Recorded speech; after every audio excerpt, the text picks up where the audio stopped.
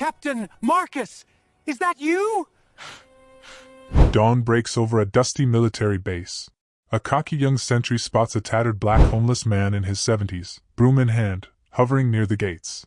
"Beat it, bum, you don't belong here," he barks, shooing him like a pest. The figure, layers of ragged clothes hiding scars from forgotten wars, lowers his eyes, grips his worn broom tighter, and melts into the fog without a fight. Suddenly, gates swing wide. A black SUV screeches to a stop. A battle-hardened general emerges, metals glinting, body rigid from old wounds. He freezes, eyes widening on the sweeper. In a voice raw with decades of regret, "Sergeant Marcus Thompson, is that you?" One whisper shatters everything. The ignored vagrant? A ghost from a heroic past, ready to upend their world. Ever dismiss someone who turned out to be a legend? Drop your story in the comments below.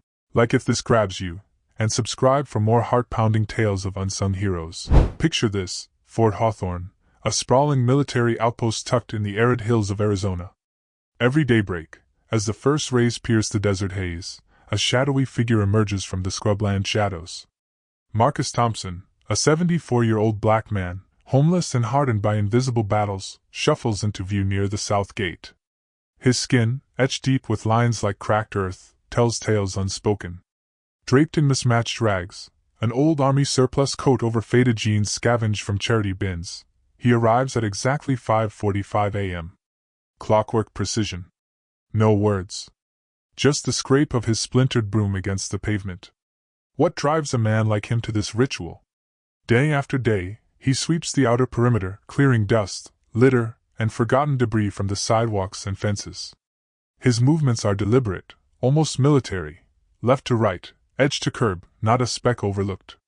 It's as if he's patrolling an invisible front line, his broom a silent weapon against neglect. But why here? Why this base? The young troops barely notice. To them, he's just that old drifter, a harmless ghost haunting the edges. A few snicker behind his back. Base cleanup crew, unpaid edition. Others ignore him entirely, assuming he's another casualty of the streets, eccentric, broken, irrelevant. His graying beard, matted from nights under bridges, and his stooped frame from carrying unseen weights only reinforce the label. But not everyone dismisses him. Enter Private First Class Tyler Reyes, a keen-eyed Latino recruit in his early 20s, son of a veteran himself. More watchful than his peers, Tyler spots the subtleties. One frosty morning, he slips Marcus a thermos of hot soup, left wordlessly on a nearby stump. Another day, a pair of wool gloves. Marcus never speaks, but his nod in return, sharp, almost formal, feels like an echo from a distant command. Where does Marcus vanish to after his sweeps? No one knows. He never crosses the red security tape, never begs for scraps. He just works, watches the base hum to life, his eyes lingering on the flagpole as if guarding a secret oath. The officers? They tolerate him at best, a minor blip in their radar, sweeping more thoroughly than their own crews ever bother. Yet Tyler senses more. It's in Marcus's stance during the morning colors, the way he snaps to a subtle attention, invisible to the rush. What ghosts is he chasing through those gates? As weeks turn to months, Tyler's curiosity builds. One hazy dawn, he catches Marcus frozen mid-sweep, clutching a crumpled photo in his calloused hand. The edges frayed, the image faded, but Tyler glimpses black soldiers in jungle fatigues, faces grim against a burning backdrop. Marcus's expression? A hollow stare, like peering into a void that swallowed his soul. Days later, a wind gust flips Marcus's coat, revealing a tattered patch sewn inside. Thompson. Tyler's mind races. Thompson, that rings a bell from boot camp lore, tales of vanished warriors in covert ops. Could it be? He jots it down that night. Thompson, Vietnam era? Lost in the shadows. Broaching it in the mess hall draws laughs. You serious? That bum a hero? Kid, lay off the war flicks. But Tyler doesn't laugh. He digs deeper, poring over declassified files in the base archives late at night. A whisper of a mission, Operation Shadow Veil, 1972. Jungle Hell. Team extracted, leader MIA, presumed dead. Name blacked out. Why does Marcus straighten like steel when convoys rumble by? Why track every officer with eyes that seem to plead for recognition? And why, after all these years, has no one asked his name? Tyler's gut twists. This isn't just a drifter. He's a puzzle with pieces buried deep. But what happens when the new commander cracks down on loiterers? Hold on, what if one wrong order uncovers a truth that shakes the entire base? The routine held steady, until it didn't. One crisp morning, Marcus arrives as always, broom scraping rhythmically against the grit. But the air feels heavier, charged with unspoken change. Colonel Elena Vargas, the fresh base commander, sharp, by the book, eyes like lasers, has issued her first edict: zero tolerance for perimeter stragglers. Security isn't a suggestion, she declares in briefing. Clear the edges. No exceptions. At precisely 0600, two MPs stride up, boots studding with purpose. Their faces are stern, voices clipped. Sir, step back from the wire. You're too close. No civilians beyond this point. Marcus pauses mid-sweep, his dark eyes lifting slowly. Been tending this ground for years now. Keeps it respectful. The lead MP shifts uncomfortably but holds firm. Orders changed. Move along or we'll escort you. No fight from Marcus. He nods once, props his broom against the fence, and gathers his meager belongings: a frayed duffel from alley finds, a rolled blanket stiff with desert dust. But as he slings the bag over his shoulder, fate intervenes. The strap catches on a jagged post. Out tumbles a dented tin box, clanging harshly on the concrete. The lid springs open. Time stalls. Scattered inside, a tarnished bronze star, its ribbon frayed but proud, a scorched unit insignia reading Shadow Vale Recon, and a yellowed photo of 8 black and brown soldiers, arms linked in defiant camaraderie amid smoldering wreckage. Their young faces, Marcus's among them, etched with the raw fire of survival. The MPs exchange glances. One, a young specialist named Lee, leans in. Hold up, that patch. Shadow Vale? That's from those old Vietnam ghost stories, mission gone bad, whole squad wiped. Tyler, manning the gate booth, overhears and bolts out, pulse racing. What did you say? Let me see. Lee points. This op was legend classified deep. Leader held the line so the rest escaped. Body never found. Kia stamp. Tyler's breath catches. He kneels beside Marcus, who's calmly repacking with hands that betray a slight tremor. Sir, were you there? In Shadow Vale? Marcus's gaze drifts to the horizon, voice a gravelly whisper. Some doors stay shut for a reason. But yeah, someone had to buy time for the boys to get out. Tyler's world tilts. He doesn't hesitate, dashes across the compound, dodging patrols, bursting into HQ. Lieutenant Hayes! You gotta hear this, that homeless guy outside? He's no vagrant. I think he's a damn legend. The lieutenant raises an eyebrow. Slow down, Reyes. Proof? His box, medals, photo. Matches the files on Shadow Vale. Word ripples fast. Phones buzz in offices. Archives are pulled. But doubt lingers. A homeless black vet claiming glory? Could be a scam, mutters one captain. Injustice simmers. Marcus, who gave everything, now eyed with suspicion. Meanwhile, back at the gate, MPs hold Marcus for clarification. He sits quietly on the curb, photo in hand, staring at faces long gone. Memories flood, jungle ambushes, brothers falling, his solo stand amid chaos. Why reveal now? After decades in shadows, scraping by on streets that forgot him? Tyler returns, advocating fiercely. We can't just boot him. What if he's the real deal? But orders stand. Escort imminent. Tension coils. Will they cast out a hero, or unearth buried honor? And then, a radio crackles. Stand down. Brass incoming. Who could it be? What if the past crashes in, demanding justice? The MPs freeze, hands hovering near their radios. Marcus remains seated on the curb, his weathered face impassive, but his fingers tighten around the tin box like it's the last anchor in a storm. Tyler paces nearby, heart hammering. Had his frantic report actually pierced the bureaucracy? The base hums with uneasy quiet, soldiers peeking from barracks windows, whispers spreading like brush fire. Some bigwigs rolling in. For the drifter? minutes stretch like hours. Then, tires crunch on gravel.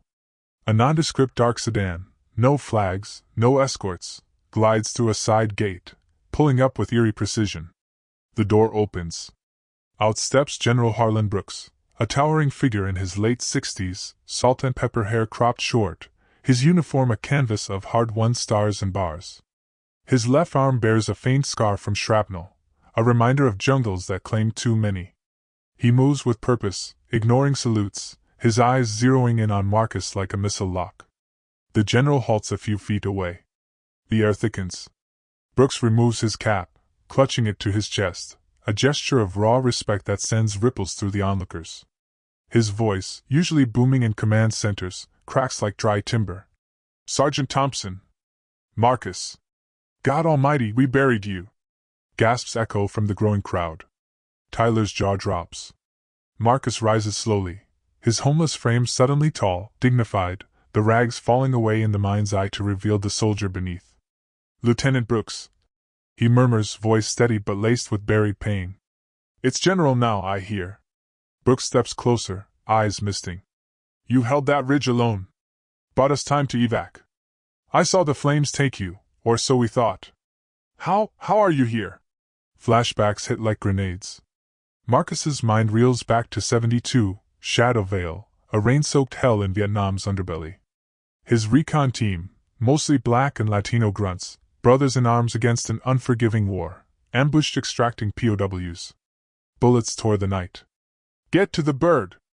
Marcus had bellowed, shoving young Brooks aboard. He stayed, rifle barking defiance, drawing fire until the chopper lifted. A hit to his side, tumbling into mud, explosions roar swallowing him. Captured. 2 years in bamboo cages, identity stripped, no tags left after he smashed them to deny the enemy intel. Starvation gnawed his frame, torture cracked but never broke him. Released in a shadowy swap, he washed up stateside as a nameless vet, memory fragmented by trauma. VA docs labeled him John Doe, shuffled him through systems that forgot black heroes fastest. Decades on streets, odd jobs, nights under overpasses, always drifting back to bases, sweeping as penance, watching flags rise like unmet promises. Brooks's face crumples. "We etched your name on the memorial. I visit every year, lay flowers for the man who saved me. Gave me a life, wife, kids, this career.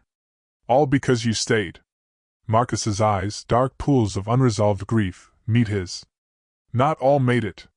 Lost 3 that night.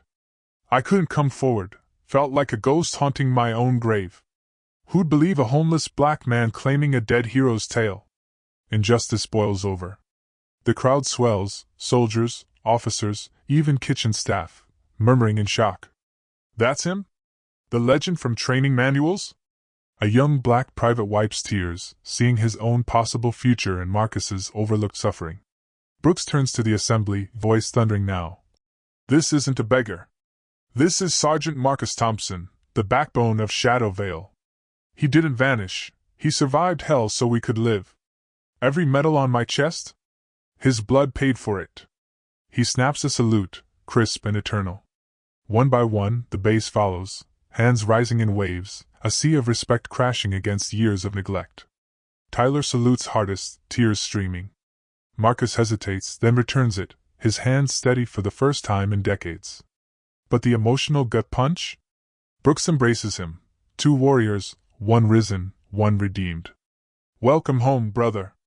What happens when a forgotten soul steps into the light?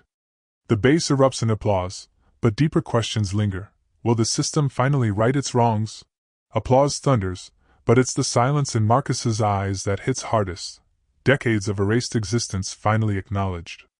General Brooks, still gripping his old comrade's shoulders, signals for quiet. "Listen up," he commands, voice steadying. "This man's story doesn't end with a hug. It's time we fix what we broke." The base holds its breath. Within hours, gears turn. Pentagon calls flood in, old dossiers dusted off, DNA cross-checks rushed, eyewitness accounts from surviving team members pieced together like shattered glass. Confirmation hits like redemption. Sergeant Marcus Thompson, alive, heroic, wronged by a system that buried him alive. But the real healing? It starts small, profound. Marcus, no longer a shadow, is escorted inside the gates for the first time in years. A hot meal in the mess hall, simple stew, but to him, a feast after cardboard nights. Clean clothes, a bunk. Yet he waves off luxury. Ain't here for pity, he rasps. Just truth. Word explodes beyond the wire. Media descends, reporters clamoring for the homeless hero risen. Marcus declines every interview, but his tale spreads, a black vet discarded by war's machine, who chose quiet vigil over bitterness. Social feeds buzz with outrage and awe. How many more like him sleep on streets, medals rusting in memory? Inspiring change ignites.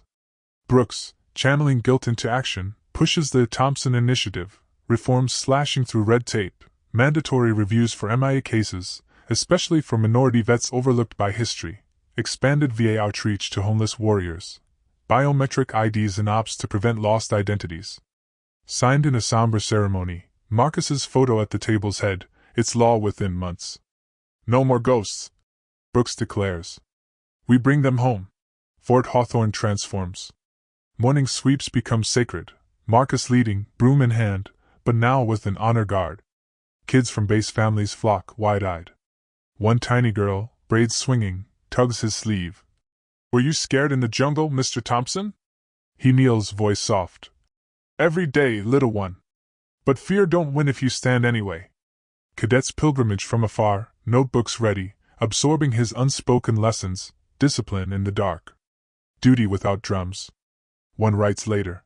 He taught me heroism ain't headlines, it's showing up when the world's forgotten you. Years roll gentle. Marcus claims a modest off-base shack, but his heart stays at the flagpole. Daily raisings draw crowds, soldiers pausing mid-drill, families watching in reverence. His 80th birthday?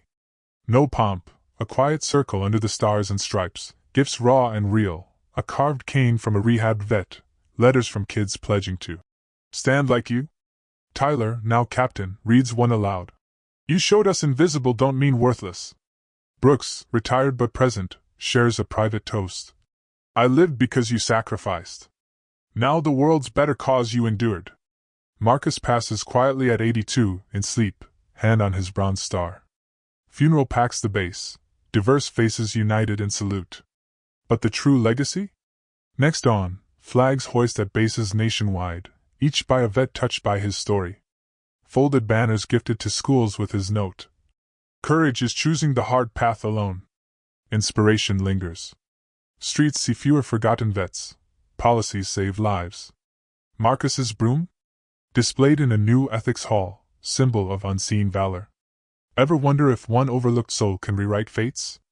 Marcus proved it, homeless, black, unbreakable. His life whispers, look closer at the shadows, heroes hide there. If this tale stirred your soul, imagine the next, tales of courage that redefine justice. Like, subscribe to HeroHush Stories, share with a vet who needs it, and comment, who's the quiet hero in your life? Together, we honor the hushed.